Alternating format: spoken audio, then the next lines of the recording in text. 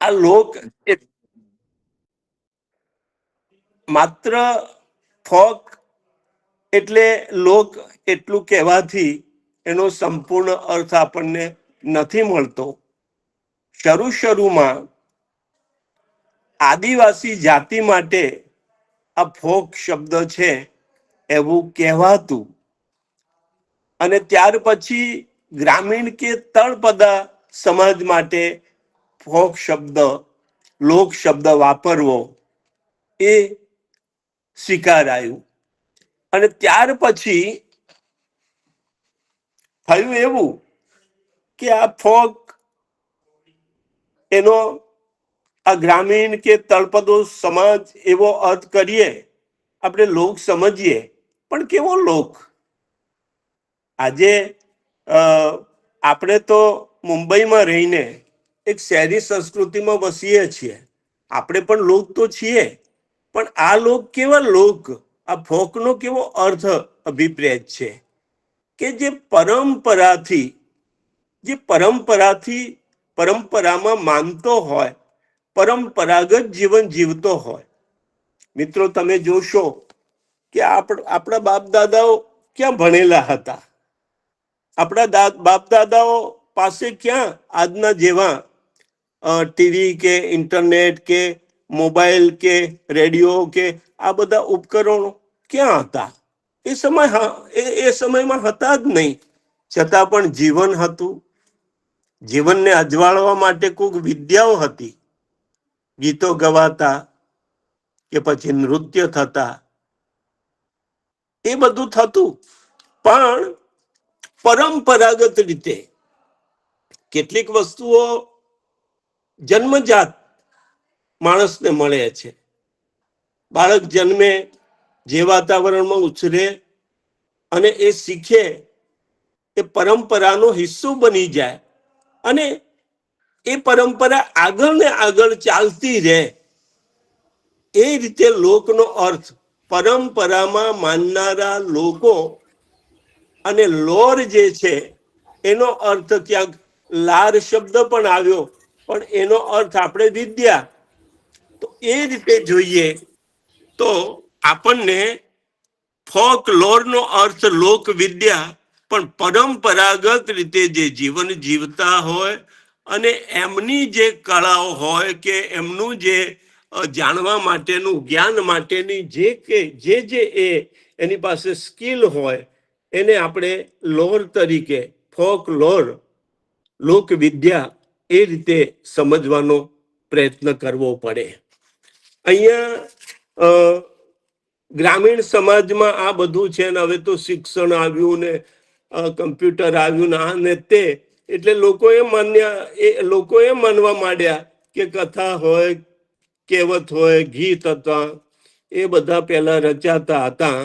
અને હવે શિક્ષણ આવ્યું ને આટલા વૈજ્ઞાનિક ઉપકરણો આવ્યા, એટલે હવે કશું ઉમેરાવાનું નથી, એવો ખ્યાલ પ્રવર્તતો હતો. એના કારણે લોકો એમ માનતા કે આ તો આદિવાસીઓનું છે, આ તો આમનું છે. પણ અમેરિકન ફોકલોરિસ્ટોએ એ વાત સ્પષ્ટ કરી કે લોક વિદ્યા ક્યારે અટકતી નથી. લોક વિદ્યા એક સાંસ્કૃતિક પ્રક્રિયા છે, એ ક્યારે બંધ પડતી નથી. એનું કંઈક ને કંઈક રૂપાંતરણ થતું જ રહે અને એ ચાલ્યા કરે છે. એટલે કહી શકાય કે આપણે પ્રોફેસર હોઈએ, એન્જિનિયર હોઈએ કે કંઈ પણ ઊંચો હોદ્દો ધરાવતા હોઈએ, પણ એમની પણ કંઈક ને કંઈક વિદ્યા તો હોય જ. માત્ર આદિવાસી કે ગ્રામીણ જ નહીં, શિક્ષણ પામેલા કે ભણેલાઓનો સમાવેશ પણ એમાં થાય.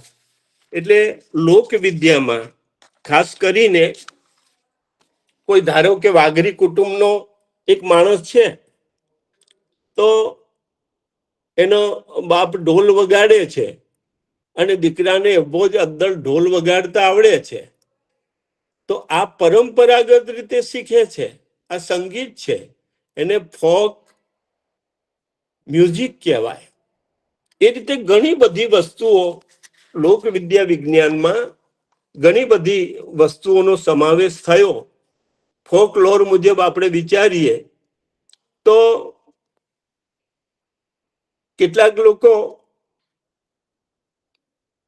પોતાના વારસા રૂપે આ બધું શીખે. દાખલા તરીકે કડીઓ હોય અને એનો દીકરો કડિયા કામ કરે તો એને એ વારસામાંથી મળે છે. તો લોક સ્થાપત્ય, જેને આપણે ફોક આર્કિટેક્ચર કહીએ, એ પણ લોકવિદ્યાની એક શાખા છે. શિલ્પકળા, શિલ્પીઓના દીકરા શિલ્પકળા શીખે, પરંપરાગત રીતે એમને એમની કોઠાસૂઝથી મળે. એ કઈ એના માટે કોઈ વર્ગોમાં જવાનું ના હોય, અને એમને એ રીતે એ હથોટી પ્રાપ્ત થાય. લોક શિલ્પ એ પણ લોકવિદ્યાનો એક હિસ્સો છે. આદિવાસી નૃત્યો થતા હોય અને એમાં જન્મેલા બાળકો નાનપણથી જોતા હોય, પછી સમજ ના થાય, પછી એ પ્રમાણે એ નૃત્ય કરે. દાખલા તરીકે ડાંગી આદિવાસીઓ છે તે એમનું નૃત્ય છે, પણ એમને કોઈ એના માટે ક્લાસ કરવા નથી પડતા. મુંબઈમાં આપણને એમ થાય કે ડાંગી નૃત્ય શીખવીએ તો ત્યાં શીખવું પડે, પણ એ પાછું પેલા લોકો ઓરિજિનલ કરતા હોય એના જેવું તો આપણે કરી શકતા જ નથી. અમેરિકનો ગરબા ગાશે આપણી જેમ, ગરબા રમશે તો કઈ આપણી જેમ એમને ના આવડે. આપણને એ પરંપરાગત રીતે આપણે શીખ્યા છીએ. એટલે લોક સ્થાપત્ય છે, લોક શિલ્પ છે, લોક નૃત્ય છે, લોક સંગીત છે. કોઈ ઢોલ વગાડે, દીકરાને આવડે, શરણાઈ વગાડે, એના દીકરાને આવડે. આમ પેઢી દર પેઢી ચાલ્યા કરે. ચિત્રકલામાં પણ લોકચિત્ર, તો ફોક પેઇન્ટિંગ એ પણ લોકવિદ્યાનો એક હિસ્સો છે. જુદી જુદી કળાઓ, ભરત ગૂંથણ કે બીજી ઇતર, એ બધી કળાઓ પણ પરંપરાગત રીતે પ્રાપ્ત થતી હોય. જુદા જુદા કસબ, લોક કસબ, ફોક કસ્ટમ કે ક્રાફ્ટ, એ પણ આ રીતે પરંપરાગત રીતે મળતું હોય. અને લોક સાહિત્ય, આ રીતે 8 લોકવિદ્યાની 8 પેટા શાખાઓ છે. એટલે ફોક લોર જુદું છે અને ફોક લિટરેચર. ફોક લિટરેચર આપણે જેની વાત કરવાની છે, લોક સાહિત્ય, એ લોક સાહિત્ય એક લોકવિદ્યાનો હિસ્સો છે. અને એ વાણીના માધ્યમથી, બોલીના માધ્યમથી આપણા સુધી પહોંચે છે. અને એના માટે પણ કંઈ શીખવું નથી પડતું, એના માટે કંઈ ક્લાસ કરવા પડતા નથી. એ કોઠાસૂઝ રૂપે જ્યાં જન્મ્યા હોઈએ, ઉછર્યા હોઈએ, જે આપણો વર્ગ હોય, સમૂહ હોય, અને એમાં આપણે જુદા જુદા પ્રસંગોમાં, જીવનના જુદા જુદા પ્રસંગોમાં રંગાતા હોઈએ. સામાજિક પ્રસંગો હોય, કોઈ ધાર્મિક પ્રસંગો હોય, એવા સાંસ્કૃતિક પ્રસંગો હોય, એમાં બાળક રંગાય. જુદી જુદી ઉંમરના તબક્કાએ એ રંગાતું જાય અને એનામાં એ સ્કિલ આવી જાય. એટલે પરંપરાગત રીતે આપણને જે મળે એ ફોક લોર છે. આટલી એની શાખા છે. અને એમાં એ ફોક લિટરેચર જેને કહીએ છીએ, લોક સાહિત્ય, એ લોકવિદ્યાનો એક ભાગ છે. આમ તો અંગ્રેજો ભારતમાં આવ્યા અને ફોર્બસ સાહેબ જેવા અમલદાર આવ્યા. આમ તો અંગ્રેજોએ જુદી જુદી જગ્યાએ પગદંડી જમાવવા માટે કે લાંબી સત્તાના જમાવટ માટે કે કોઈ પણ કયા આશય, પણ એમને એક સૂચના આપી કે જુદા જુદી જગ્યાએ જાઓ તો આ વસ્તુ લોક સાહિત્યનું કંઈક ને કંઈક કરવું. અને અહીં આપણે અહીં ફોર્બસ સાહેબ કે એમણે દલપત રામને પણ પ્રેર્યા હતા. અને પહેલી વખત નર્મદ પાસેથી નાગરશ્રીઓ ગવાતા ગીત, ત્યાંથી શરૂઆત થઈ. તો આ રીતે આપણે અહીંયા પણ એ વલણ વિકસ્યું, એનો પણ ઇતિહાસ છે. એ ઇતિહાસમાં જવું નથી, પણ આપણે સરળતાથી લોક સાહિત્ય શું છે, તો લોકનો અર્થ તો આપણે સમજ્યા ભાઈ, કે આ લોક છે ને એ પરંપરાગત જીવન જીવતું હોય અને પરંપરાગત રીતે એમને કોઠાસૂઝ રૂપે મળ્યું હોય, એને આપણે લોક તરીકે ઓળખીએ અને એ રીતે લોક સાહિત્ય વાણી રૂપે પ્રગટ થતું, પછી એ પદ્યમાં હોય, ગદ્યમાં હોય, અને પદ્ય અને ગદ્ય બંને મિશ્ર રૂપે હોય. એના માટે ઘણી બધી વ્યાખ્યાઓ અપાઈ. એ વ્યાખ્યાઓમાં આપણે જતા નથી, પણ સરળ રીતે આપણે જો કહેવું હોય તો લોકોની કંઠ્ય પરંપરામાં રહેલું, લોકોની કંઠ્ય પરંપરામાં તો એ લખાયેલું કે છપાયેલું નથી મિત્રો, જળવાયું છે તો કંઠ જળવાયું છે. મને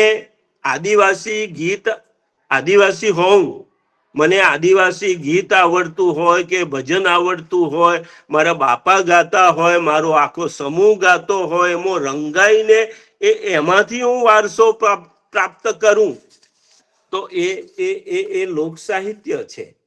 એ પરંપરામાંથી મળે, લોકોની કંઠ્ય પરંપરામાં રહેલું, જેનો કોઈ કરતા નક્કી નથી.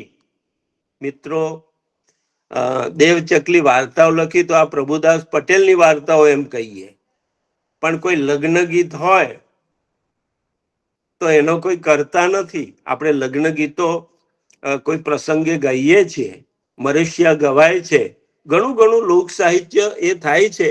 એ કોઈની અંગત મિલકત નથી કે એના ઉપર કોઈનું નામ અંકિત થયેલું નથી. એ સહિયારી મૂડી છે, એ લોકની મૂડી છે, એ પરંપરામાં જીવતા લોકોની મૂડી છે. એનો કોઈ કરતા નથી. કવિ તો એક કવિતા લખે એટલે એને મોહ હોય કે મારી કવિતા, પણ એક ગીત રમતું મૂક્યું હોય, એ સીતા દૂરપણમાં મોઢું બતાવી જાજેલા, એ સીતા દર્પણમાં મોઢું બતાવી જા, વિરહી નાયક છે અને પ્રેમમાં એની પ્રિયતમાને હાંસલ કરી શક્યો નથી. કુંડળી મળી નહીં. કુંડળી એટલે ગ્રહો નડ્યા કે એકના એક ગોત્રમાં લગ્ન ન થઈ શકે, પરણી ના શક્યા, પણ મન મળેલા છે, ભૂલાતી નથી પ્રિયતમા. તો પેલો નાયક કહે છે કે સીતા દર્પણમાં મોઢું બતાવી જાય. એમ આ કોઈ કરતા નથી. હા, એવું બને કે એક જણે રચના કરી હોય, ગોવાળ ગયા હોય કે ક્યાંક કામે ગયા હોય ને આ રીતે રચાય, પછી એ પ્રચારમાં આવે, કોઈ પ્રસંગે ગવાય અને પછી લોકો એને બીજે રજૂ કરતા થાય. એ રીતે આ તરતું સાહિત્ય છે ભાઈ. કંઠોપકંઠ, જે કંઠોપકંઠ એક કંઠથી બીજા કંઠ સુધી જાય છે, એનો કોઈ કરતા નથી હોતો. એ પરંપરાગત સાહિત્ય છે. જસવંત શેખડી વાળા સાહેબે કહ્યું કે લોક સાહિત્ય એટલે લોકો દ્વારા, લોકો માટે. આપણને પેલું લોકશાહીની વ્યાખ્યા જેવું લાગશે, પણ એવું નથી. લોકો દ્વારા એટલે લોકો દ્વારા રચાય, લોકો માટે રચાય, પોતાના સમાજ માટે, પોતાની સંસ્કૃતિ માટે રચાય. લોક બોલીમાં અનાયાસે રચાયેલું, લોક સંસ્કૃતિનું પ્રતિબિંબ ઝીલતું. જો ભાઈ, કવિ કવિતા લખે ને તો એની ઉર્મી કવિતામાં ઉતરે, પણ આ લોકગીત આવે ને તો એમાં લોક સંસ્કૃતિનું પ્રતિબિંબ પડતું હોય. મેં કહ્યું ને કે એ સીતા દૂરપણમાં મોઢું બતાવી જાજેલા, અહીં વિરહની સ્થિતિ છે. આદિવાસીઓમાં વિરહની સ્થિતિ વધારે જ હોય. કેમ કે કોઈ વેરઝેરના કારણે પ્રેમી પ્રેમિકા પરણી ના શકતા હોય, કે પછી કોઈ એકનું એક ગોત્ર હોય એના કારણે ન પરણી શકતા હોય, તો એ આદિવાસી સંસ્કૃતિનું પ્રતિબિંબ એ ગીતમાં પડે છે. કોઈ પણ રચના હોય એમાં સંસ્કૃતિનું પ્રતિબિંબ પડે. જ્યારે વ્યક્તિગત સાહિત્ય જેવી રચના હોય તો એમ કહીએ કે આ પ્રભુદાસ પટેલનું ઉર્મી કાવ્ય છે, તો એમાં ઉર્મી એક પહેલા તો વૈયક્તિક ઉર્મી છે કે જે કળા રૂપે અવતરે છે. એટલે અહીંયા એ કોઈ એક એનો લેખક નથી અને સમાજ એને સ્વીકારી લે છે, એટલે એને લોકનું આપણે કહેવું પડે. અનાયાસે લોક સંસ્કૃતિનું પ્રતિબિંબ ઝીલતું અને લોક જીવન સાથે સીધે સીધું સંકળાયેલું, લોક જીવન સાથે સીધે સીધું સંકળાયેલું હોય. કવિતા કે આ કે તે આપણું જે સાહિત્ય છે એ સર્જકના ચિત્ત મન હૃદય સાથે સંકળાયેલી વસ્તુ છે. જ્યારે આ લોક સાહિત્ય છે એ લોક જીવન સાથે સીધે સીધું સંકળાયેલું હોય અને પેઢી દર પેઢી ઉતરી આવેલું લોકોનું સાહિત્ય, પેઢી દર પેઢી એ ઉતરી આવેલું હોય. મિત્રો, કેટલીય કથાઓ આપણે ભારતીય આર્ય એમ કહીએ છીએ એ ભાષા આપણી જૂનામાં જૂની કે આર્યો મધ્ય એશિયાના યુરલ પર્વતની પર્વતમાળાઓમાં રહેતા અને પહેલા એમની સંસ્કૃતિ હતી. હવે કેટલીય કથાઓ ત્યાં અને આપણે અહીં મળતી આવે છે. જુઓ, આજે પણ એ ટક્યું હશે તો આપણા સુધી પહોંચ્યું છે અને આપણે એને એમાં શોધવાનો પ્રયત્ન કરીએ છીએ. એટલે લોક સાહિત્ય છે ને સમાજશાસ્ત્રના અભ્યાસ માટે આજે ઉપયોગી બન્યું છે, નૃવંશશાસ્ત્રીય અભ્યાસ માટે પણ આજે ઉપયોગી બન્યું છે. અને હું તો કહું કે કેવી રીતે જીવવું એનો ઉકેલ કદાચ આપણને લોક સાહિત્યમાં પ્રાપ્ત થાય, પણ આપણે દિવસે દિવસે એનાથી દૂર જઈ રહ્યા છીએ. આપણો જે વારસો છે એ વારસાને ભૂલીને આપણે આજના આજે આવા ઉપકરણો છે એમાં ફસાયા છીએ. આપણા મૂળને અને આપણા કુળને ભૂલતા જઈ રહ્યા છીએ. આપણે આપણી જાતને ઓળખવી હશે તો એમાં આપણે ડૂબકી મારવી પડશે. મુંબઈ ગયા હોઈએ કે વિજયનગરના હોઈએ કે વડાલીના હોઈએ, આપણે પરંપરાનું સંતાન છીએ. પરંપરામાંથી આપણે આવ્યા છીએ અને પરંપરાગત રૂપે જે વિચારો, લાગણીઓ, ઉર્મિઓ આ બધું આપણને કંઈક ને કંઈક તો મળતું રહ્યું છે. પણ આ કસબની વાત છે. બની શકે કે ઉચ્ચ શિક્ષણના કારણે કે શહેરીકરણના કારણે આજે આપણને તે એવું ના મળે, પણ એવા જૂના પુરાણા માણસો હોય એમની પાસે તો એ ક્યાંક ને ક્યાંક ટકી રહ્યું હોય. એટલે આજે જે ટકી રહ્યું છે, જે પરંપરામાંથી ઉતરી આવેલું હોય, એ લોક સાહિત્યનું લક્ષણ છે. કંઠોપકંઠ સચવાય.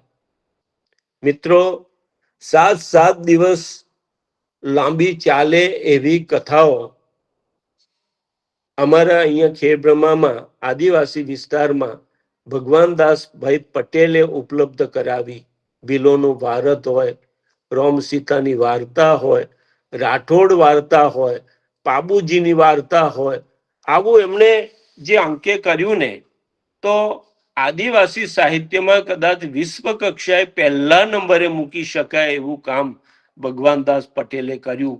પણ એમણે શું કર્યું? આ કંઠોપકંઠ ગવાતું જે સાહિત્ય હતું, એ કથાઓ હતી કે આખ્યાનો હતા કે લોક કથાઓ હતી, એ આદિવાસીઓ સાથે એમણે સંપર્ક કર્યો, એમનો પ્રેમ જીત્યો, એમણે એનો પાઠ કર્યો. તો આજે આપણને એ સાહિત્ય હાંસલ થયું, એ સાહિત્ય આપણા સુધી આવ્યું 35 થી 40 ગ્રંથો રૂપે. તો કંઠોપકંઠ ઉતરી આવેલું હોય એટલે એને તરતું સાહિત્ય એમ પણ આપણે કહીએ છીએ. પછી લોક સાહિત્યને ઓળખવા માટે સાહિત્ય તો આપણી શિષ્ટ ભાષામાં લખાય છે અને ક્યાંક બોલીનો પ્રયોગ આવે, પ્રભુદાસ પટેલ જેવાની વાર્તાઓમાં કે પન્નાલાલ પટેલ કે ઘણા બધા વાર્તાકારોની વાર્તાઓમાં. પણ આ તો લોક બોલીમાં રચાયેલું હોય. અને જ્ઞાતિએ જુદું હોય ભાઈ. અમે આદિવાસી વિસ્તારમાં છીએ પટેલો, અમારી બોલી જુદી છે, આદિવાસીઓની બોલી જુદી છે, વણકરોની બોલી જુદી છે. દરેકની જુદી જુદી બોલી હોય. એ બોલીમાં એમનું એ લોક સાહિત્ય મળતું હોય. એક પ્રકારનું ગીત અમારામાં ગવાતું હોય, એ જ ગીત આદિવાસીઓમાં ગવાતું હોય તો એનો લહેજો જુદો હોય, એના ક્યાંક શબ્દો જુદા હોય, એના પાઠાંતરમાં ફેર આપણને મળે. એમ બીજી વસ્તુ કે આ સહિયારું સર્જન છે ભાઈ. આ વારસો ભવિષ્યમાં પણ ટકે. આ સહિયારું સર્જન છે. કોઈ એક જણને ફેમસ થઈ જવા માટે કે કોઈ એવોર્ડ મેળવવા માટે એની રચના નથી થતી. એમાં ભવિષ્યની પેઢી સુધી પણ એ જાય. લોકો દ્વારા રચાયેલું છે અને લોકો માટે રચાયું છે. ભવિષ્યની પેઢી પણ એનો ઉપયોગ કરે. મેં હમણાં જ કહ્યું કે રચના કોણે કરી, ક્યારે કરી, એમાં ઉતરવાનું નથી. ઋષિના કુળ ન જ જોવાના. એ રીતે લોક સાહિત્ય પણ આ કોણે રચ્યું એ સુધી ન જ જવાનું. પણ હા, ક્યાંક એનો રચયિતા એક હશે અને પછી ધીમે ધીમે એ સમૂહનું એક માધ્યમ બન્યું અને એમાં લોક સંસ્કૃતિ તો ઝીલાય છે, એટલું તો આપણે માનવું પડે. બીજું કે અહીં મેં કહ્યું કે એ બોલીમાં રચાયેલું હોય, જ્યારે આપણે સાહિત્ય છે ને એ જુદા જુદા સ્વરૂપો, તો એ શિષ્ટમાં રચાય છે. હવે વાત કરીએ કે લોક સાહિત્યના સ્વરૂપો. ભાષા છે ને, બોલી છે ને, ગદ્ય રૂપે પણ હોય. ગદ્યમાં પણ આપણને લોક સાહિત્યના જુદા જુદા પ્રકારો મળે. દાખલા તરીકે પુરા કથા, જૂનામાં જૂની પુરા કથા, પરિકથા, લોકકથા, દંતકથા, ટૂચકા, કહેવતો, પશુ કથા કે દ્રષ્ટાંત કથા, મંત્ર, જે જુદા જુદા મંત્ર બોલાય છે ઘણી જગ્યાએ. તમારા બોમ્બેમાં પણ ક્યાંક ખૂણે મંત્ર તંત્ર તો બોલાતા હશે. ન બોલાતા હોય એવું નહીં, કારણ કે આપણે ભારતના લોકો છીએ. એવું નથી કે કોઈ બાઈના હાથમાંથી કંકુ ઝરતું હોય તો મારા વિજયનગરમાં જ લોકો ઢગલો થઈ જાય. બોમ્બેમાં આવા ચમત્કારો થતા હોય તો લોકો આવી જ જાય કે કંકુ ઝરે છે, કંકુ ઝરે છે. એટલે આપણામાં આ બધું વારસા રૂપે તો આજે પણ છે, જિજ્ઞાસા આ કે તે બધું. તો એ જુદા જુદા માધ્યમો આપણે કહીએ છીએ કે દંતકથા હોય, લોકકથા હોય, ટૂચકા હોય, કહેવતો હોય, પશુ કથા કે દ્રષ્ટાંત કથા, મંત્ર તંત્ર, વીર ગાથા કે ધર્મ ગાથા, આ બધા ગદ્ય પ્રકારો છે. લોક સાહિત્યના આ બધા ગદ્ય પ્રકારો છે. મારે ક્યાંક વાત ડાયવર્ટ કરવી પડતી હોય તો ગીતાબેન મને કહેજો, એટલે હું એ રીતે વાત કરીશ. મને તમારી અપેક્ષાઓ કેવી છે એ ખબર નથી, એટલે હું મારે અહીં વર્ગમાં ભણાવતો હું ને એમ ચાલુ થઈ ગયો છું. બરાબર? એટલે મને કહેજો કઈ એવું હોય તો. ગદ્ય પછી બરાબર છે? બરાબર છે સર. હાજી હાજી, બરોબર ચાલે છે સાહેબ, બરોબર ચાલે છે. હાજી હાજી હાજી. પછી પદ્ય, કવિતા જેને આપણે કહીએ છીએ પદ્ય, તો એમાં બહુ ખેડાયેલું, બહુ જેના સંપાદન થયા હોય નર્મદથી માંડીને એને આપણે લોકગીત કહીએ. એમાં ઘણા બધા પ્રકાર છે મિત્રો લોકગીતના. વ્રત હોય, વ્રત ગીતો હોય, વર્ષા ગીતો હોય, સીમંત ગીતો હોય, હાલરડા હોય, ગરબા, રાસ, રાસડા, ગીત કથા, શ્રમ ગીત, ખાયણા, ઋતુ ગીત, હોળી ગીત. આપણા ઋતુચક્ર પ્રમાણે જે ફેરફાર થાય એમ પણ જુદા જુદા ગીતો મળે. જુદા જુદા તહેવાર પ્રમાણે પણ ગીતો મળે. અને લગ્નના અવસરે તો ગીતો ગવાય જ. આમ લલકારવાનું મન પણ થઈ જાય. ગરબા ગવાતા હોય તો આમ તો ગરબા પણ લોક સાહિત્યનું જ એક સ્વરૂપ છે, લોકગીતનું જ એક સ્વરૂપ છે. અને એમાં પણ કોઈ સર્જક કે કર્તા નક્કી નથી હોતો. આખી કથા ચાલતી હોય કે માં પાવા તે ગઢથી ઉતર્યા મહાકાળી રે, પછી પતઈ રાજાની બધી વાત સંકળાતી જતી હોય. આ પેઢી દર પેઢી આવા ગરબાઓ કે આ બધું ગવાય છે. આજે તો ગરબાને બિલકુલ વિકૃત સ્વરૂપ અપાયું છે ને ગરબા તો ક્યાં ગયા, માતાજીની આરાધના ક્યાં ગઈ અને જુદું ચાલી રહ્યું છે. પણ જે મૂળ ગરબાઓ છે એ પણ આપણા લોકગીતનું જ એક સ્વરૂપ છે. આપણને એમ લાગે કે આ તો કવિતા છે. ગોર અંધારી રે રાતલડીમાં ઉતર્યા ચાર અસવાર, પેલા ઘોડે કોણ બેઠું ને કોને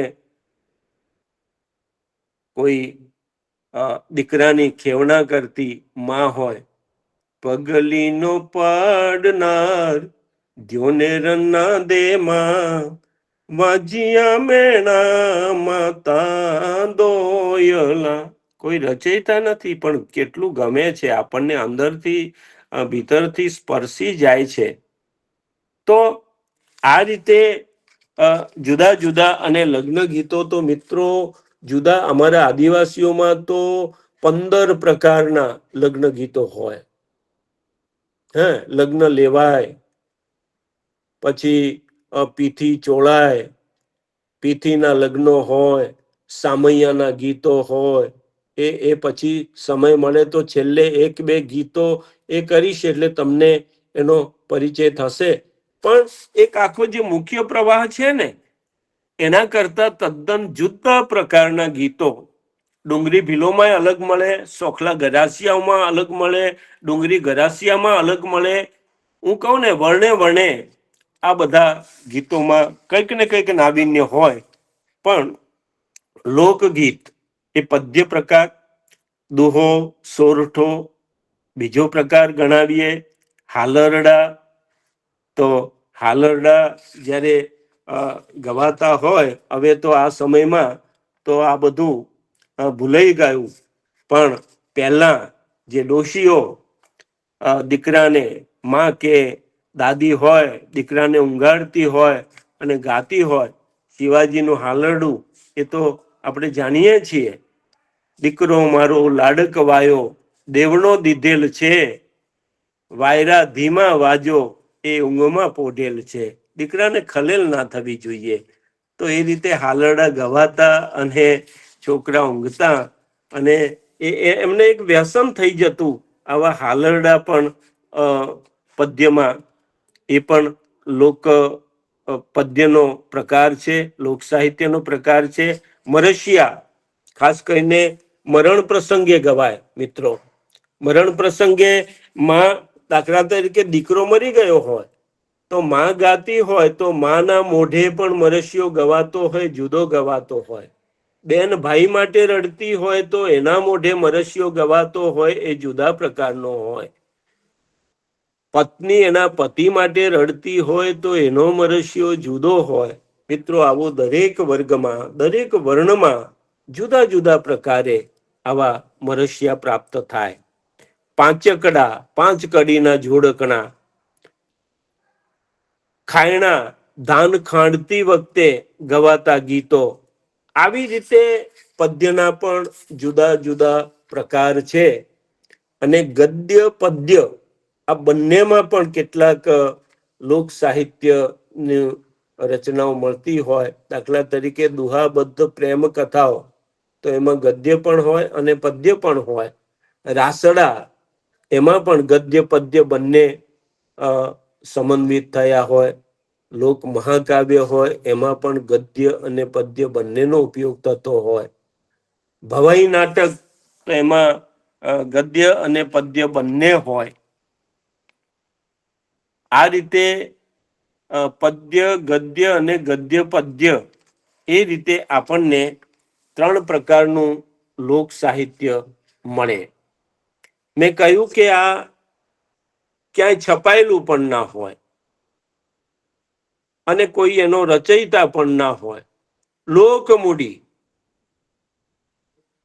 એને અંકે કરીને, પરંપરા રૂપે આત્મસાત કરીને એ વારસો બીજી પેઢી, ત્રીજી પેઢીને આપે. પણ આવું ક્યાં બને? જ્યાં શિક્ષણનું પ્રમાણ ઓછું છે ત્યાં, જ્યાં પરંપરાગત વિધિ વિધાનોથી, જ્યાં સમાજના જુદા જુદા વિધિ વિધાનો છે, લગ્નના વિધિ વિધાનો છે, સીમંતના વિધિ વિધાનો છે, મરણોત્તર વિધિના જુદા જુદા વિધિ વિધાનો છે. આવા જુદા જુદા વિધિ વિધાનોમાં કથાઓ આવે કે આ પ્રકારના ગીતો આવે, આ બધું પરંપરાગત રીતે મળતું હોય અને બીજી પેઢી પણ એમાં ટેવાઈ જાય. તમે આ ખેડબ્રહ્મા ક્ષેત્રમાં હવે તો શિક્ષણનો પ્રભાવ ખૂબ વધ્યો છે, એટલે નવી પેઢીને ક્યાંક લોક સાહિત્ય પ્રત્યે સૂગ છે, પણ અમારી પેઢીના જે માણસો હતા એમને તો રસ હતો ને એ જ એમનું જીવન હતું ભાઈ. એ તમે એના ભગવાનભાઈ ત્યાં જ્યારે ભગવાનદાસભાઈ એનું લોક સાહિત્યના સંપાદન માટે જતા તો એમને બધું જાણી લેવું પડતું કે કઈ રીતનું આ લોકો માને છે, શું વિચારે છે. એક વખત એમને ક્યાંક પ્રસંગ લખેલો છે કે તંબુરો માગેલો તો પેલો કલાકાર રિસાઈ ગયો કે તંબુરો એમ નહીં, એ તો એના માટે ભગવાન છે ભાઈ. કેટલાક લોકો એવા છે ભાઈ કે જમીનને માતા માને, તારાને તારા બાવસી માને, ચોદાને ચાંદો બાવસી માને, સૂર્યને પણ દેવ માને, વૃક્ષને પણ દેવ માને. આજે પણ અરે નદીમાં નાહવાનું હોય ને તો નદીમાંથી પાણીથી નાહવાનું હોય તો નદીને પહેલા પ્રાર્થના કરવાની, એને નમવાનું, ધરતીને નમન કરવાનું, પવન દેવને પણ પૂજવાના, સૂર્ય દેવને પણ પૂજવાના. એકદમ પ્રાકૃતિક કે જે આપણા આર્યોના ગુણો હતા એ ગુણો આ અમુક આદિવાસી પ્રજામાં છે અને આપણે એના જ વારસદારો છીએ. પણ હા, ફેર એટલો પડ્યો કે જંગલોમાં રહી ગયા, ગ્રામીણ રહી ગયા, અભણ રહી ગયા અને આપણે કંઈક વિશેષ પામ્યા, શહેરો સુધી પહોંચી ગયા અને આ બધા ઉપકરણો આવ્યા એટલે કદાચ આપણે એનાથી વંચિત થતા ગયા છીએ. પણ આપણને એમાં આપણા મૂળ અને કુળ મળે, આપણને શાંતિ મળે, સાંત્વના મળે, જીવવાની પદ્ધતિ મળે, એવું ઘણું બધું એમાં છે. હવે લોક સાહિત્યનું કામ કરવું છે, સંશોધન કરવું છે, એને લગતી થોડીક વાત કરી દઉં, કારણ કે આમાં એમએના વિદ્યાર્થીઓ મોટા ભાગે હશે કે આ કામ કરવું છે તો કઈ રીતે કરવું. તો મિત્રો, તમારે તો આદિવાસી કે કોઈ વર્ગને પસંદ કરીને તમારો પરિચય હોય એને જ પસંદ કરવો પડે. સાવ અજાણ્યા હોઈએ અને કામ કરીએ તો કદાચ અઘરું પડે. હા, કોઈક પસંદ એવું કરીએ, દાખલા તરીકે સાગર ચોટલિયા, તો એને આદિવાસીઓ ઉપર હતું તો એને આદિવાસીઓ ઉપર જે સંપાદનો થયા હતા એ મેળવ્યા, એ મારા સુધી પહોંચ્યા. રતિલાલભાઈ મિત્ર બેઠા છે, એમના એ વિદ્યાર્થી, તો એમણે સંદર્ભ આપ્યો હશે તો એ મારા સુધી પહોંચ્યા કે તું ત્યાં મળ તો તને મળશે. તો મેં અહીંયા જે હતું એ એમના સુધી પહોંચાડ્યું. પણ એમને નક્કી હતું કે મારે આના ઉપર કરવું છે, આદિવાસીઓ ઉપર, તો એ મારા સુધી આવ્યા. અરે ક્યારેક જાતે પણ આવવું પડે. 8-10 વર્ષ પહેલા એક દીકરી કયા દેશમાં રહેતી હતી ને એ તેજગઢ કાનજીભાઈ પટેલ પાસે આવી અને એ ભીલોનું ભારત ઉપર કામ કરતી હતી. ઇંગ્લિશમાં પણ એનું રૂપાંતર થયું છે. તો એ દીકરી ભીલોનું ભારત ઉપર કામ કરતી હતી. તો કાનજીભાઈને મળી અને કાનજીભાઈનો મારી સાથે પરિચય. તો એ દીકરી દુભાષિયાને લઈને છેક ખેડબ્રહ્મા આવી મારી પાસે. તો સારું થયું કે આ પરંપરા જે ભીલોનું ભારત ગાતો માણસ જે હતો નવજી ડાભી, એને ઘેર હું ગયો, વિનંતી કરી, 10,000 રૂપિયા આપવાના કર્યા. આમ તો એ મેળવવું કોઈ ચોક્કસ પ્રસંગે રજૂ થાય, કોઈ એમ કે તો ફરમાઈશી નથી કે તમે આ ગીત ગાઓ એટલે ગઈ લેવાય. એની સામે શ્રોતા બેઠેલા હોય, એ પ્રસંગ હોય તો એ તદ્રુપ થઈને ગાઈ શકે.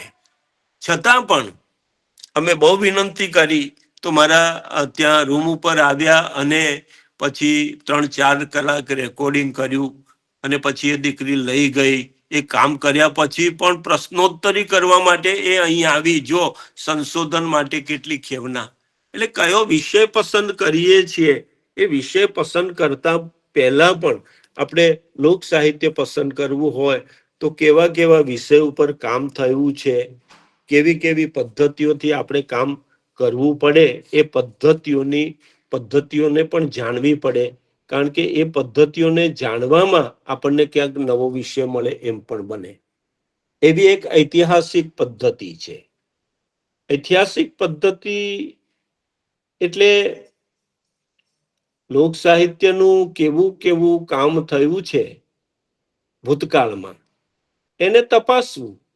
જુદી જુદી જ્ઞાતિઓનું થયું હોય, તમને આદિવાસીમાં રસ હોય તો આદિવાસીઓ પર કેવું કેવું કામ થયું છે, આપણે એની માહિતી કાઢવી પડે, માહિતી તો મેળવવી પડે. એ આપણે ઐતિહાસિક પદ્ધતિમાં જઈએ ને ત્યારે આપણને માહિતી મળે. પછી આપણે મૂળ પ્રજા સુધી ફિલ્ડ વર્ક કરીને ઘણું ઘણું મેળવવું પડે કે એ પ્રજાનો ઇતિહાસ શું છે, એમના સંઘર્ષનો ઇતિહાસ છે કે શું ઇતિહાસ છે. જે આપણે જાણવું હોય એ ભૂતકાળ સંબંધિત માહિતી આપણે એકત્રિત કરવી પડે. જે વિષય ઉપર આપણે સંશોધન કરવા માંગતા હોઈએ એના ઇતિહાસથી વાકેફ થવું એ ઐતિહાસિક પદ્ધતિ છે. વિષયના કુળ અને મૂળ સુધી જવું. દાખલા તરીકે હું માની લો ને કે તમારે તો કદાચ ધારાવી એ પ્રજા થોડી ગ્રામ્ય સંસ્કાર વાળી હોવી જોઈએ, એમનું લોક સાહિત્ય હોવું જોઈએ, એમની લોક બોલી પણ હોવી જોઈએ, લોકલ બોલી હોવી જોઈએ. કદાચ તમે એમાં જાઓ તો તમને પરિચય થાય. ક્યાંક કસ્બાઓમાં પણ ગ્રામીણ પ્રજા શહેર ગામડામાંથી શહેરમાં આવીને રહેતી હોય, એની પાસે પણ આપણને મળે તો આપણે એના મૂળ સુધી આપણે જવું પડે. જે વિષય ઉપર સંશોધન કરવું પડે એનો હોય એનો ઇતિહાસથી વાકેફ થવું પડે, એના ગુણ મૂળ સુધી જવું પડે. પછી દાખલા તરીકે તમે ડુંગળી ગરાસિયા ઉપર કામ કરો છો તો તમારે જાણવું પડે કે અગાઉ કોને કોને કામ કર્યું છે, કઈ રીતે કામ કર્યું છે. આ બધું આપણે મેળવવું પડે પહેલા. પછી આપણે જે તે પ્રજાની જે વિષય પસંદ કર્યો હોય એની માહિતી મેળવવા માટે ફિલ્ડ વર્ક કરવું પડે, ક્ષેત્ર કાર્ય કરવું પડે. અને ક્ષેત્ર કાર્ય એટલે ત્યાં જઈને એમ નથી કહેવાનું કે હું તમારા લોકો ઉપર આ કરી રહ્યો છું ને, અમલદાર બનીને નથી જવાનું, આમ માણસ બનીને જવાનું, એ લોકો સાથે ભળવાનું, એમનો પ્રેમ અંકે કરવાનો, બને તો એની બોલી પણ શીખવાનું, બને તો 5-6 મહિના એમની વચ્ચે રહેવું પડે તો રહેવું પડે જો નક્કર કામ કરવું હોય તો. ભગવાન દાસભાઈ હિંમતનગરના ખેબ્રહ્મા રહેતા તો 30 વર્ષ સુધી એ આદિવાસીઓના પ્રસંગોમાં ને બધે ઘૂમ્યા છે. ત્યાંની આદિવાસી સ્ત્રીઓ ભગાભાઈ તરીકે ઓળખતી, એ સંબંધો સ્થપાયા તો એ લોકમૂડીને અંકે કરી શક્યા, બાકી એ શક્ય નથી. આમ એટલે માહિતી મેળવવા માટે મહત્વનું જે સાધન છે એ ફિલ્ડ વર્ક છે, ક્ષેત્ર કાર્ય છે. લોકોને મળવું પડે, પછી એમની પાસે જવું પડે, જે વિષય હોય એને લગતા ઉત્તમ પુસ્તકો વાંચવા પડે. આ ઐતિહાસિક પદ્ધતિ છે. બીજી પદ્ધતિ ગ્રંથાલય. ગ્રંથાલયમાં એની મુલાકાત લઈએ તો નવલકથા ને આ બધું વધારે હોય પણ લોક સાહિત્યનું ઓછું હોય. પણ લોક સાહિત્યનો વિભાગ હોય, ક્યાંક હોય કે ના હોય, એવા પુસ્તકો આપણે શોધવા પડે.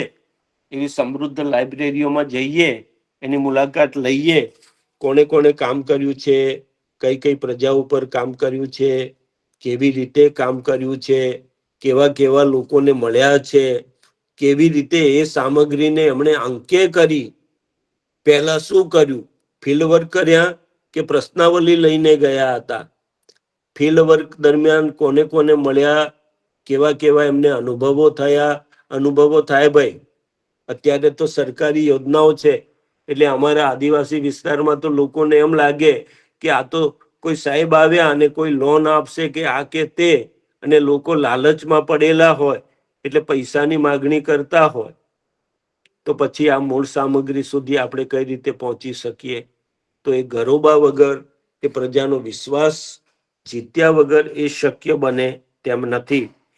તો ગ્રંથાલય પદ્ધતિની જો વાત કરીએ તો ગ્રંથાલયની મુલાકાત લેવી પડે, કોણે કઈ રીતે કામ કર્યું છે, કેવી રીતે એમાં પુસ્તકોનો ઉપયોગ કર્યો છે, વળી વિષય સંબંધી આપણા વિષયને લગતા આપણે પુસ્તકો પણ મેળવવા પડે. પછી પુસ્તકો લાવી જ દઈએ પછી એને પદ્ધતિસર આપણે ક્રમે ક્રમે એને વાંચવા પડે, તારવવા પડે. પછી કોઈએ કામ કર્યું છે તો એને ધ્વનિ મુદ્રિત આધારે એનો પાઠ કરે, પાઠ લખે, લિપિમાં લખે, એ બરાબર છે. પણ એક જ પ્રકારનો પાઠ ટેક્સ એક જ પ્રકારની ના હોય. આજે પટેલ સમાજના ગીતો મને કહો પ્રભુદાસ તમારી સામે ગીત ગઈ જાય અને તમે ટેપ કરી લો ને એને મૂળ બોલીમાં મૂકો ટેક્સમાં, પણ શક્ય છે કે એ જ ગીત પેથાભાઈ પાસે સાંભળવા જાઓ તો થોડુંક જુદું હોય. તો પ્રશ્ન થાય કે આ પ્રભુભાઈએ આપ્યું એ પ્રમાણે મારે એને મૂકવું કે પછી ફલાણા ભાઈએ આપ્યું એ રીતે? તો બે ત્રણ જણને મળવું પડે ભાઈ. દરેક પોતપોતાનું થોડું થોડું ઉમેરણ પણ કરે. આ લખાયેલી રચના નથી, લોક કંઠે જીવતી સહિયારી મૂડી છે, એટલે એમાં કંઈક ને કંઈક પરિવર્તન હોય. પણ કેવી રીતે પાઠ કરવો એ આપણા વિવેક ઉપર જાય. પછી પાદ ટીપ અને સંદર્ભ સૂચિમાં ઘણા ગોટાળા અમારા પ્રોફેસરો પણ કરતા હોય. પાદ ટીપ છે ને એ દરેક પ્રકરણના અંતે આવે મિત્રો.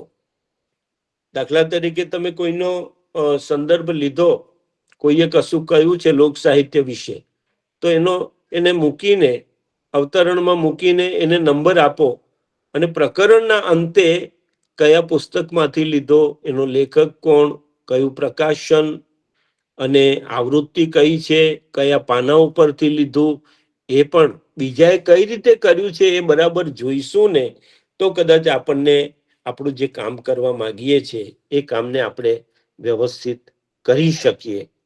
એના પછીની જે નિરીક્ષણ પદ્ધતિ છે ને એમાં ચકાસણી કરવાની છે. કોણે શું કામ કર્યું છે, સાચા ખોટાનો ફરક કરવાનો છે, પુરોગામીઓએ કરેલા કામને તપાસવાનું અને એની હકીકતો મેળવવાની. મુલાકાત પદ્ધતિ મારા મતે બહુ જ મહત્વની પદ્ધતિ છે કે એમાં ફિલ્ડ વર્ક, ક્ષેત્ર કાર્ય મુખ્ય છે. અને મેં કહ્યું કે એના માટે જે તે વિસ્તારનો પરિચય કરવો પડે. એની ભાષા ન આવડતી હોય તો આપણાથી કામ ના થઈ શકે ભાઈ. આજે આ હું આદિવાસીઓનું સંશોધન ડુંગરી ગરાસિયાઓમાં કર્યું છે મેં, પણ ડુંગરી ભીલોમાં જાઉં તો હું નિષ્ફળ જાઉં. કેમ? એમની બોલી જુદી હોય, એમની પરંપરાઓ જુદી હોય. એમના ખાટલા ઉપર બેસી જઈએ ને એમને એમ ઘણા લોકોને માર પડ્યો છે, માનસો. ખાટલા ઉપર લાલ ચિંદડી બાંધી હોય અને બેસી ગયા હોય, ઘણા લોકોએ માર ખાધો છે. એની પરંપરા જાણવી પડે. એ પરિણિત પુરુષ માટે જ એ નિશાની છે. એના ઉપર જો બેસી જાય કોઈ તો પણ આ પરંપરા જાણીએ તો ખબર પડે ને. આપણામાં વિવેક હોવો જોઈએ કે પ્રજાને કઈ રીતે મળવું એ પહેલા જાણી લીધું હોય તો મેળ ખાય. નહીં તો વિષય નક્કી થઈ ગયો અને પછી તમે ફિલ્ડ વર્ક માટે નીકળી ગયા તો કદાચ આપણે લોચા થાય, આપણું ધાર્યું કામ કદાચ આપણે ન પણ કરી શકીએ. એટલે ફિલ્ડ વર્ક એના માટે પાછો ચોક્કસ માહિતીદાતા પરફેક્ટ આપણને મળે એના માટે ઘણા બધા લોકોને મળવું પડે. જૂના પુરાણા માણસોને મળીએ ને આપણે અભણ હોય તો એની પાસેથી કદાચ આપણને ઓરિજિનલ મળે. ભણેલાઓ પાસે નથી અને હોય તો પૈસાના લોભમાં અધકચરું આપી દે. એટલે પ્રૌઢ માણસ હોય, જૂની પરંપરાઓ જાણતા હોય, કારણ કે આજે પરંપરાઓ ક્યાંક ભૂલાતી જાય છે. જે લોકો જૂના હોય, ઉંમરલાયક હોય એવા લોકો પાસે જઈએ, માહિતીદાતા તરીકે એને પસંદ કરીએ, આપણા વિષયથી આપણે વાકેફ થઈએ. લગ્ન ગીતો લીધા હોય તો ભાઈ લગ્નના અવસરોએ જવાનું. પછી ભજન કીર્તનમાં જવાની જરૂર નથી. ભજન લીધા હોય તો એના ભજન કીર્તન એના અનુષ્ઠાન આ કે તે થતું હોય એમાં જ રસ લેવાનો, તમારો વિષય અને ક્ષેત્ર સમજી લેવું પડે. ઘેરથી નીકળ્યા તો નક્કી હતું કે કોલેજ પહોંચવું છે અને ફલાણું આજે ઓનલાઈન વ્યાખ્યાન છે તો તમે આમાં એટેન્ડ થયા. ચોક્કસ આપણને ખ્યાલ છે તેમ લોક સાહિત્ય ક્યાંનું કરવાનું છે, કઈ જગ્યાએ જવાનું છે, કઈ પ્રજા પાસે જવાનું છે, કઈ અવસરે જવાનું છે, આ બધાથી આપણે વાકેફ હોવા જોઈએ. વિશ્વાસ કેળવવો, પરિચય કેળવવો, પછી યાદી કરવાની પહેલાથી કે મારે શું મેળવવાનું છે. કારણ કે આપણી પાસે આયોજન હોવું જોઈએ. લગ્નની વાત હોય તો લગ્નો કેવી કેવી રીતે થાય એની માહિતી પહેલા હોય. પછી જુદા જુદા અવસરે કેવા કેવા ગીત ગવાય, એકનો એક માણસ નહીં બીજા માણસો પાસે પણ મળીએ અને એ રીતે પણ આપણે અંકે કરીએ. પણ સાથે આપણી સાથે એ પ્રજાનો કોઈ વિશ્વાસુ માણસ આપણો સ્વજન બનાવીને, આપણો મિત્ર બનાવીને આપણે જુદી જુદી જગ્યાએ એક કરતા વધારે માહિતી દાતાઓ પાસે જઈએ તો આપણને એ મળે. આ તો આદિવાસી વિસ્તારની વાત કરું છું. પણ મુંબઈમાં તમારે એવા એરિયા હોય કે ગ્રામીણ સંસ્કૃતિમાં માનતા હોય કે એમની પરંપરાઓ રૂઢ હોય, એવા લોકોમાં તમે જાઓ તો તમને કદાચ એ અપરિચિત લાગે. એમનો તમારે વિશ્વાસ કેળવવો પડે, એમનો પ્રેમ સંપાદન કરવો પડે, વિશ્વાસ સંપાદન કરવો પડે અને પછી તમે જાઓ તો તમને એમની રૂઢિ છે, પરંપરાઓ છે, બધા વિશે માહિતી મળે. બધું લખી લીધે ના મેળ ખાય.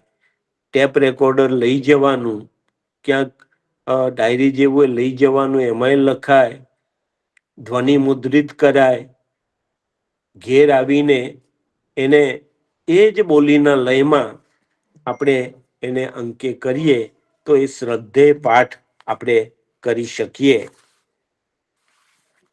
આ બધું આપણે માહિતી દાતા તરીકે. પ્રશ્નાવલી પદ્ધતિ પણ છે તો એમાંથી આગોતરા બધા પ્રશ્નો તૈયાર હોય અને મોટા ભાગના મિત્રો તો એવું કરે કે પ્રશ્નાવલી મોકલી દે કે તમારા ગામના 2-5 માણસોની યાદી આપજો કે. અને મોટા ભાગે શિક્ષકોને ભાઈ એમ ના મળે. થોડું ઘણું ભણેલા લોકો હોય જે વિષયમાં જે જાતિ જેનું જે પસંદ કર્યું હોય વિષય તરીકે એ લોકોમાં જ જવાનું, એના થોડા ઘણા ભણેલા માણસોને મળવાનું અને એ પ્રકારની જે પ્રશ્નોત્તરી હોય, જે સવાલો તમે તમારા વિષયને અનુસંગે એમાં પૂછ્યા હોય તો એ પ્રત્યક્ષ રૂપે આપણે પ્રશ્નાવલી આપીએ અને કહીએ કે હું 10 દિવસ કે 15 દિવસ પછી આવી, પ્લીઝ મને આ માહિતી આપજો. આ કોઈ સરકારી માહિતી નથી, સરકારી કામ માટે નથી. અત્યારે તો લોકો બીવે છે ભાઈ કે આ તો કોઈ અધિકારી આવ્યા, શા માટે આવ્યા, આપણી માહિતી લઈ જશે અને આવું થશે તેવું થશે, બીતા હોય. એટલે તમે અજાણ્યા હો તો આ મેળ ના ખાય. તમારે એ લોકો સાથે ભળવું પડે.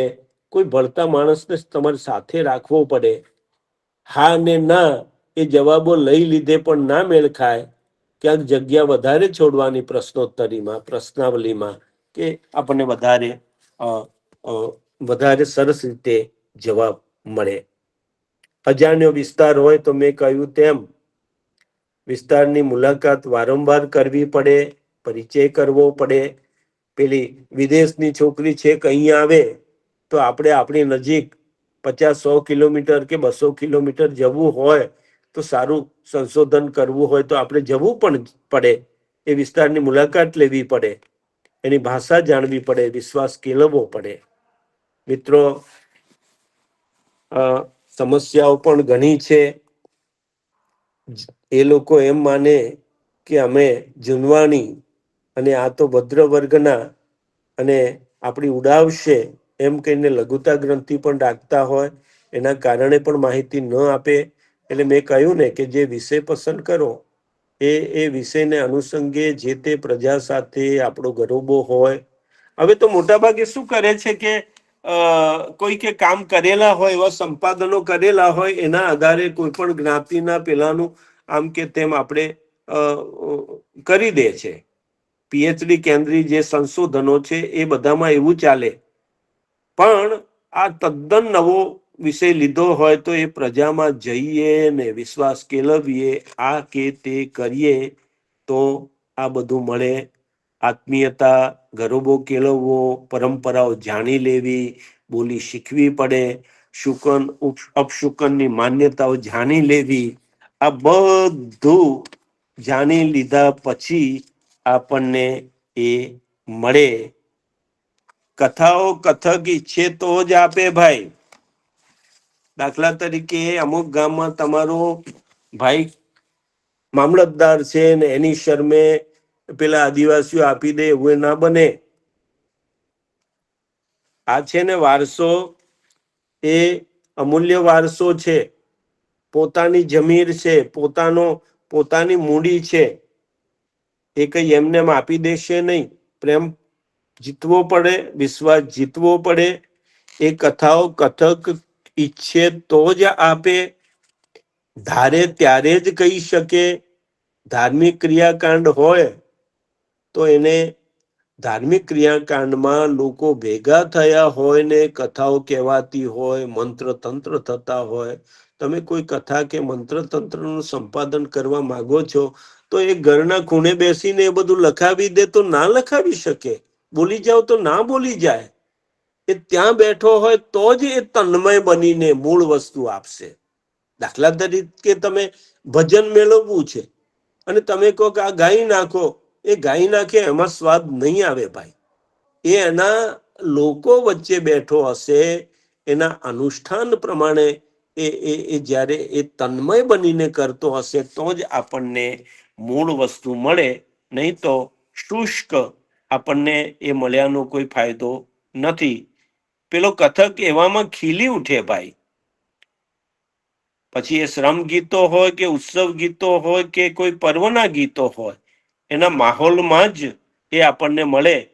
ભગવાન દાસભાઈએ એ પ્રકારે કામ કર્યું, દયાભાઈ વાઢુએ કર્યું, જયાનંદ જોશીએ કર્યું, નિરંજન રાજ્યગુરુએ કર્યું, શાંતિલાલ આચાર્ય તો ગુજરાતના ખૂણે ખૂણે ફરીને જુદા જુદા વર્ગની લોકકથાઓ એનું સંપાદન કર્યું અને એનું ભાષાનું પણ મહત્વપૂર્ણ કામ કર્યું.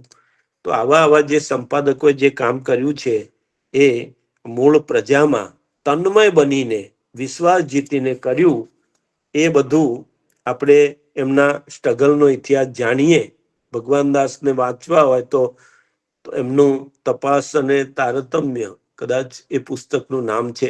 તો એવા પુસ્તકમાં આપણે જઈએ ને તો એ પુસ્તકોમાં તમે વાંચો તો એના અનુભવોનો ખ્યાલ આવે કે કઈ રીતે કામ કરવું. માહિતીદાતા કોણ છે, શું નામ, એનું ઉંમર કઈ, કયું ગામ, એનો વ્યવસાય કયો, એ બધું લખવું પડે. આપણે સંશોધન કાર્ય કર્યું પણ જે માહિતી જેની પાસેથી લીધી હતી એ બધું વિગતવાર આપણે નોંધવું પડે. તો એ સંશોધન ગ્રાહ્ય રે અને વિશ્વસનીય બની શકે. તો આવી વાત મારે કરવાની હતી. ઘણી વખત આપણે આરતીમાં કેટલા ગોટાળા કરીએ છીએ. પાઠના પ્રશ્નો છે.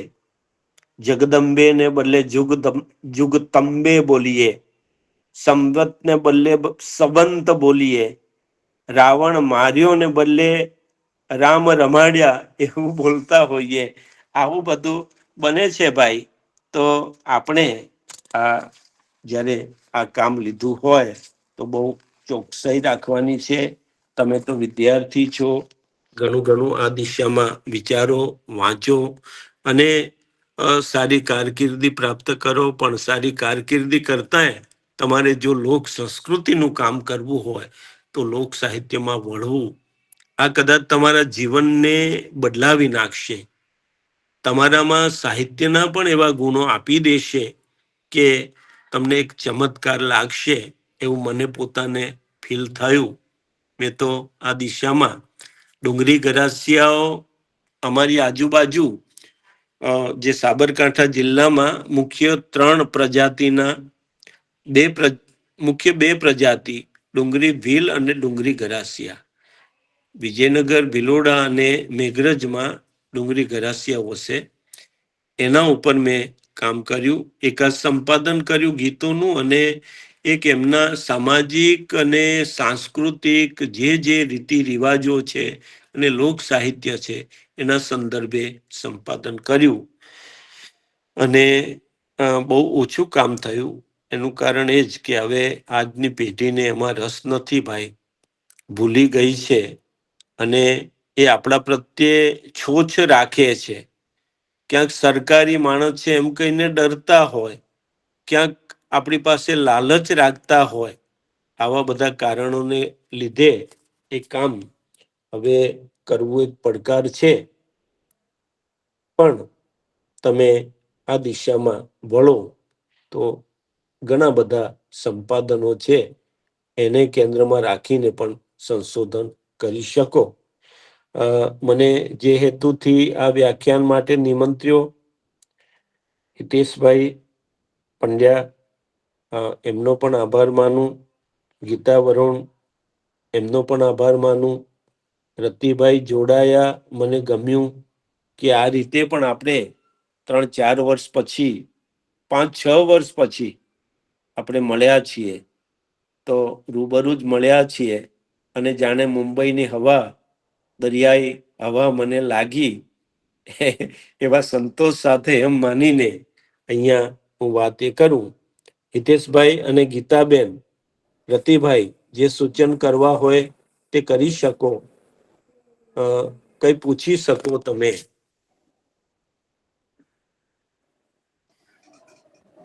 ખૂબ ખૂબ આનંદ થયો જી પ્રભુદાસભાઈ. જી જી જી. તમે મુખ્યત્વે વિદ્યાર્થીઓને કેન્દ્રમાં રાખીને આ વાત કરી, એ બહુ ગમ્યું. કારણ કે આ મંચ વિદ્વાનોનો નથી, વિદ્યાર્થીનો છે. જી જી. એટલે એ ખાસ તો લોક સાહિત્યના વિવિધ પ્રકારોની તમે માંડીને વાત કરી. એમાં આદિવાસી સાહિત્ય પણ તમે જોડી લીધું અને તમારા અનુભવો પણ એમાં જોડ્યા. એટલે એક ઉત્તમ વ્યાખ્યાન આજે આપણને મળ્યું. સંશોધનનો વિષય તો અપાર છે ને એમાં ઘણી બધી વાતો થઈ શકે, પણ 1 કલાકમાં આપણે કેટલી કરી શકીએ. જી જી. અને આવી રીતે હવે તો એકવાર તમે મુંબઈની હવાની વાત કરી, પણ હવે એકવાર ફરીથી આપણે મુંબઈ મળીએ એવું કરીએ. અરે મુંબઈ મળીશું, મુંબઈ મળીશું. અને હવે જૂન પછી તો અમે ફ્રી છીએ, કારણ કે વય નિવૃત્તિ છે આપણી. હાજી, ક્યાં વાત. તો એવી રીતે આપણે મુંબઈમાં તમારું ગોઠવીએ એવું પણ કદાચ કરી શકીએ આપણે. કશો વાંધો નહીં, જ્યારે. હવે હું ગીતાબેનને વિનંતી કરીશ કે આભાર પ્રગટ કરે, અને રતિલાલ સાહેબને કંઈ કેવું હોય તો પણ પોતાની મંતવ્ય રજૂ કરે. રતિભાઈ, આપના સૂચનો તો આવકાર્ય રહેશે મિત્ર. પ્રભુદાસ, બહુ સરસ, મને બહુ ગમ્યું અને બહુ સારી વાત કરી. જોરદાર. કારણ કે પ્રભુદાસ પોતે જ એક લોક સાહિત્યકાર છે. જે વિસ્તારમાંથી આવે છે, હું તો રોકાયો છું ઘરે, અને અમે તો પોળોમાં ફર્યા છે. અને આ મારા એવા મિત્ર છે કે લોક જીવનનો ધબકાર છે આપણી સામે. જી જી. એ જેટલું લોક જીવનને સમજે છે એટલું આપણે કદાચ નથી સમજ્યા, અને એ હજુ પણ એમનો તંતુ છેક સુધી જોડાયેલો છે. હા, બિલકુલ. અને મને બહુ આનંદ થયો. ખાસ તો મને આનંદ થયો. આપનું વક્તવ્ય હતું એ પહેલા જ અમારા એક બહુ મોટી ઉંમરના વિદ્યાર્થી સાથે ચર્ચા થતી હતી. તમારી વાત કરી દેવચકલીની 2 વાર્તાઓ વાંચી, બહુ આનંદ થયો અને બહુ મજા. મેં કીધું હમણાં જ જોડાવ અને તમને લેખક સાથે પરિચય થશે. જયસિંહભાઈ છે અહીંયા આગળ. બહુ આનંદ થયો. હા, અને એમએ પાર્ટ 3 માં સેમેસ્ટર 3 માં છે. દેવચકલી આપણે કોર્સમાં મૂકેલી છે અભ્યાસક્રમ. હાજી હાજી. તો એ બહુ ખુશ થયા. મેં કીધું તમે જોડાઈ જજો. જી જયસિંહભાઈ, તમારે કઈ લેખક શ્રી સાથે કઈ વાત કરવી છે? મ્યુટ છે, અનમ્યુટ કરજો. હમણાં જ બે વાર્તા વાંચી પ્રભુદાસભાઈ આપની, અને મને ઇમિડિયેટ અને સ્પોન્ટેનિયસ એક વિચાર એમ આવ્યો કે અમારું મગજ જે તીવ્ર ગતિથી ચાલે છે ને એના કરતા વધારે તમારા વાક્યો અને પ્રસંગો ચાલે છે. બુદ્ધિ બુદ્ધિ ક્યાં વાત. બુદ્ધિ બુદ્ધિ હજી બુદ્ધિ અમારી કઈક વિચાર કરીને આજે આગળ વધે એટલા વારમાં તો તમારા પ્રસંગો બદલાય છે અને વાક્યો પણ બદલાય છે અને વાર્તા ક્યાંથી ક્યાં લઈ જાય છે. બહુ જબરજસ્ત સર. ખૂબ ખૂબ અભિનંદન તમને તમારા લેખન પ્રવૃત્તિ વિશે સર. એટલે અને ગતિશીલતાના સંદર્ભમાં સુમનભાઈ પણ કહેતા અમે સુજો સાફોનો ખાસ સુજો સાફોમાં રહીને આ બધું સર્જન થયું. સર્જન ત્યાં રજૂ કરતો અને વિવેચનનો લાભ મળતો. એ ઘણી વખત કહેતા કે અમને પ્રભુદાસ આ લાભ નથી મળતો. કે તો સિટીમાં હવે તમે સિટીમાં રહો છો, તમારી આ વાત, આ પરિવેશ બદલાય ને આ તે, પણ માણસના જીવન સાથે જોડીને વાત હોય અને માણસનું જીવન જ એવું હોય તો સ્વાભાવિક છે કે એ ગતિશીલ રીતે આલેખવું એક સર્જકની એ તો એની ફરજમાં આવી જાય છે, તો જ એ વિશ્વસનીય લાગે, આસ્વાદ્ય લાગે. Thank you sir. Thank you. Thank you. Thank you. Thank you. Thank you. ખૂબ સરસ. અને બહુ આનંદ થયો. ઘણા વખતે મળાયું આપણે, એ પણ વાતો તો અવારનવાર થતી હોય છે, પણ લોક સાહિત્ય પર જે વક્તવ્ય આપ્યું છે બહુ જોરદાર છે, બહુ ઉત્તમ છે. વિદ્યાર્થીઓ માટે એટલું પ્રેરણાદાયી છે કે એ સમજી શકશે કે એટલું સહેલું નથી. એટલે જ વિદ્યાર્થીઓ માટે જ મારે થોડુંક એ કરવું પડ્યું. ઉત્તમ ઉત્તમ. અભિનંદન. Thank you. Sir. Thank you.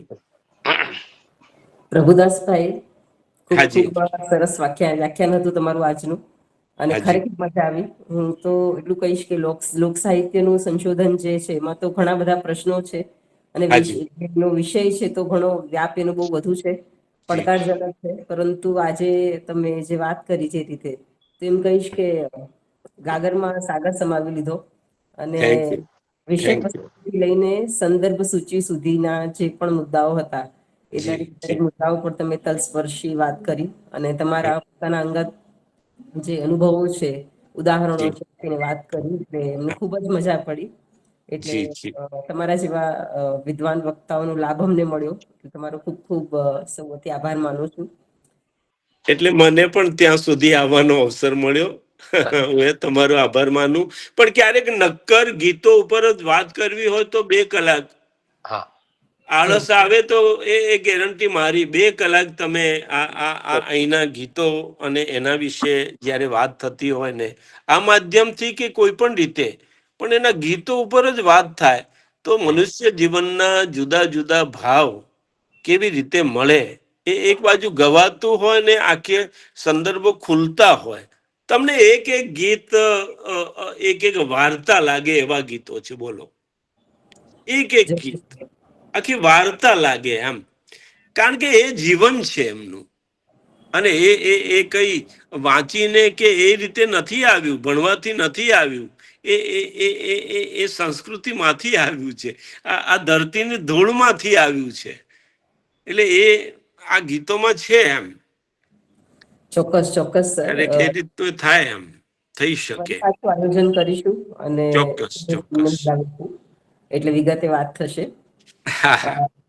આજે આપણી સાથે આપણા સાહિત્ય રસિક મિત્રો જોડાયા છે. રતિલાલ સર, આપનો ખૂબ ખૂબ આભાર, તમે જોડાયા. અને બંને મહાવિદ્યાલયોના આચાર્યશ્રીઓ ને પ્રાધ્યાપક મિત્રો, વિદ્યાર્થી મિત્રો, ખાસ કરીને તમને સૌને પણ ખૂબ જ મજા આવી હતી ચોક્કસ. અને બસ આપ સૌનો ખૂબ ખૂબ આભાર. તમારો બધાનો આભાર. મળીશું ક્યારેક. હાજી. ચાલો મળીએ. Hello sir. 1 મિનિટ બધા વેણીઓ. હા, 1 મિનિટ બધા વેણીઓ ઓન કરીશું તો ફોટો આવી જાય. Group photo. વિડીયો તમારો પ્લીઝ બધા ઓન કરજો, એટલે આપણે ગ્રુપ ફોટો લઈ લઈએ.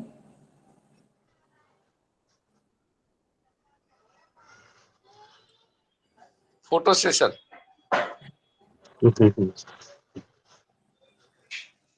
આવી ગયો. 1 મિનિટ, હજી કરે છે ઘણા. પ્રભુદાસભાઈ નીકળી ગયા શું?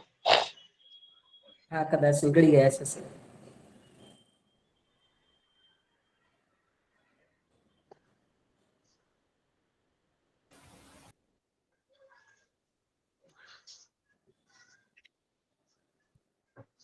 Okay done thank you.